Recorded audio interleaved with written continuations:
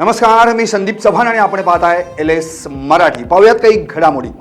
पुणे महापालिकेचे 13,000 कोटी रुपयांचे अंदाजपत्रक, पायाभूत सुविधा, रस्ते, पाणी पुरवठा, स्वच्छता, आरोग्य सेवा, पर्यावरण आणि नागरी सुविधांवर भर।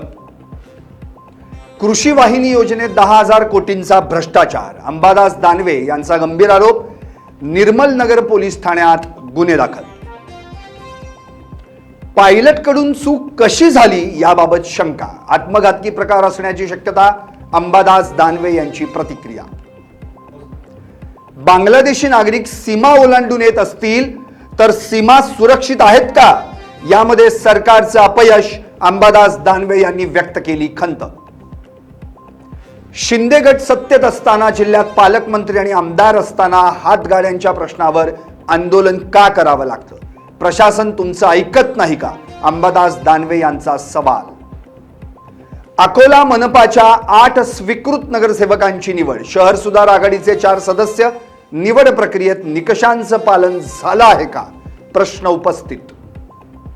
मुंबईची राणीबाग झाली धोक्याची, लहानग्या मुलानं गमावला डोळा, प्रशासनाच्या आणि ठेकेदाराच्या दुर्लक्षामुळे हा प्रकार घडल्याचा आरोप। आझाद मैदानावर 3,000 कंत्राटी कर्मचाऱ्यांसाठी या कायमस्वरूपी नोकरी दिली जात नसल्यानं दुसऱ्यांदा आंदोलन। जोपर्यंत कायमस्वरूपी नोकरी पगारवाढीबाबत न्याय मिळत नाही तोपर्यंत आंदोलन मागे न घेण्याचा इशारा। जालन्यात अमर साबळेंविरोधात वंचित बहुजन आघाडी आक्रमक, प्रतिमेला जोडे मारो आंदोलन। जागतिक युद्धाचा औद्योगिक क्षेत्रावर परिणाम, छत्रपती संभाजीनगरमध्ये डिझेल तुटवडा झाला तर उद्योग बंद पडण्याची भीती, युवा उद्योजक चिंतेत। नालासोपाऱ्यात रेड्याचा बाजारात धुमाकूळ, दुचाकी स्वार जखमी, दुकानांचं नुकसान, नागरिकांमध्ये भीतीचं वातावरण। परळीच्या भर बाजारात तरुणाला टोळक्याकडून मारहाण, 5 जणांच्या विरोधात शहर पोलीस ठाण्यात गुन्हा दाखल। छत्रपती संभाजीनगरमध्ये अतिक्रमण करणाऱ्या फेरीवाल्यांवर कारवाईची मागणी, तातडीनं अतिक्रमण हटवून वाहतूक सुरळीत करा, अन्यथा आंदोलन छेडण्याचा युवा सेनेचा इशारा।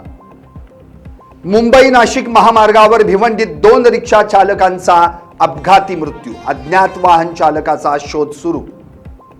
अकोल्यात महिलेची हत्या, पैसे देण्यास नकार दिल्यानं गळा दाबून हत्या, आरोपीला 10 मार्च पर्यंत पोलीस कोठडी। तर या होत्या काही ठळक घडामोडी। तुम्ही पाहत राहा LS मराठी, सत्याच्या पाठी, बातम्या सर्वांच्या सर्वांसाठी।